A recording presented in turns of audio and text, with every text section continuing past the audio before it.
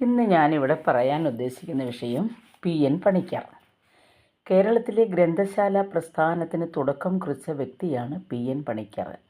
പുതുവയിൽ നാരായണ പണിക്കർ എന്നാണ് മുഴുവൻ പേര്. അദ്ദേഹത്തിൻ്റെ ചരമദിനമായ ജൂൺ 19 കേരളത്തിൽ 1996 മുതൽ വായനാ ദിനമായി ആചരിക്കുന്നു. ജൂൺ 19 മുതൽ ഒരാഴ്ച കേരളത്തിലെ വിദ്യാഭ്യാസ വകുപ്പ് വായനാ വാരമായി ആചരിക്കുന്നു. 1909 മാർച്ച് 1 ആലപ്പുഴ ജില്ലയിലെ നീലംപേരൂർ എന്ന സ്ഥലത്താണ് അദ്ദേഹം ജനിച്ചത്. അദ്ദേഹത്തിൻ്റെ മാതാപിതാക്കൾ ഗോവിന്ദപിള്ളയും ജാനകിയമ്മയുമാണ്. അദ്ദേഹത്തിൻ്റെ മരണം 1995 ജൂൺ 19. 86 വയസ്സായിരുന്നു അന്ന് അദ്ദേഹത്തിന്. അദ്ദേഹം ഒരു അധ്യാപകനായിട്ട് ജോലി ചെയ്യുകയായിരുന്നു.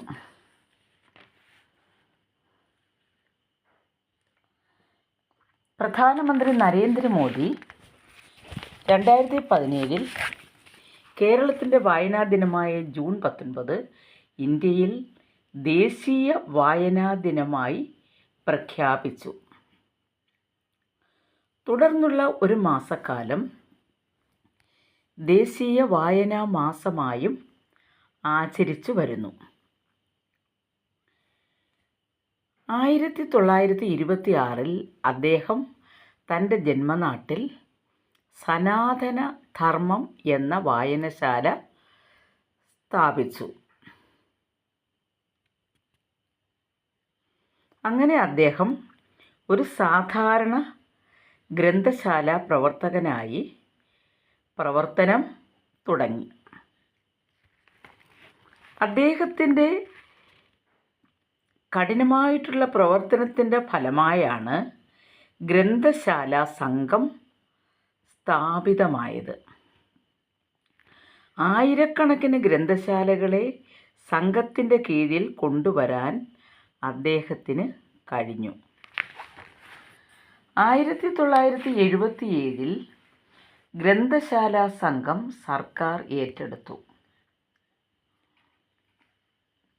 അദ്ദേഹം രൂപീകരിച്ച മറ്റൊരു പ്രസ്ഥാനമാണ് കേരള അനൗപചാരിക വിദ്യാഭ്യാസ സമിതി.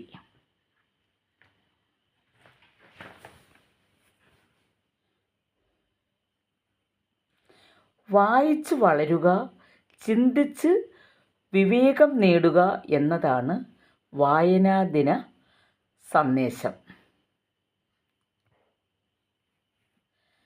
അദ്ദേഹം ജോലി ചെയ്തിരുന്ന school Ambalappuzha government LP school. അത് അദ്ദേഹത്തിൻ്റെ സ്മാരകമായി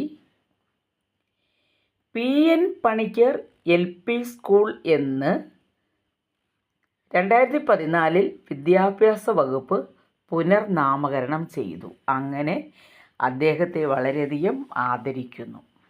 അപ്പോൾ ഈ ഗ്രന്ഥശാല സംഘം സ്ഥാപിക്കുന്നതിൽ, അതായത് വായനയെ പ്രോത്സാഹിപ്പിക്കുന്നതിന് വേണ്ടിയാണ് എൻ പണിക്കർ സാർ ഗ്രന്ഥശാല സംഘം തുടങ്ങിയത്. അപ്പോൾ ഇതിൻ്റെ ആദ്യ കാലഘട്ടങ്ങളിലൊക്കെ പുസ്തകങ്ങൾ തലച്ചുമടായിട്ടാണ് മറ്റ് സ്ഥലങ്ങളിൽ കൊണ്ടുചെന്ന് എത്തിച്ചിരുന്നത്. അങ്ങനെ അദ്ദേഹം വായനയെ വളരെയധികം പ്രോത്സാഹിപ്പിക്കുന്നതിന് വേണ്ടി യത്നിച്ചു. അതായത് വായിക്കുന്ന ഒരു ജനതയുണ്ടെങ്കിൽ മാത്രമേ നമ്മുടെ നാടിന് എല്ലാ അർത്ഥത്തിലും വികസനം ലഭിച്ചു എന്ന് നമുക്ക് പറയാൻ സാധിക്കുകയുള്ളൂ. വായനക്കാരുടെ ഒരു ലോകം എന്ന് വെച്ചാൽ ആ നാടിൻ്റെ സംസ്കാരം വികസിക്കുക എന്നതാണ് അതുകൊണ്ട് അർത്ഥമാക്കുന്നത്. അപ്പോൾ ഈ അവസരത്തിൽ നമുക്ക് ചിന്തിക്കേണ്ടതായിട്ടുള്ള ഒന്ന്, നമ്മൾ കയ്യിൽ കിട്ടുന്ന എല്ലാ പുസ്തകങ്ങളും വായിക്കുകയും അറിവ് സമ്പാദിക്കുകയും ചെയ്യുക എന്നുള്ളതാണ്. അങ്ങനെ നല്ല സംസ്കാര സമ്പന്നരായി തീരുക, നല്ലൊരു സമൂഹം, അറിവുള്ള ഒരു സമൂഹമായി തീരുക എന്ന് പറയുന്നു.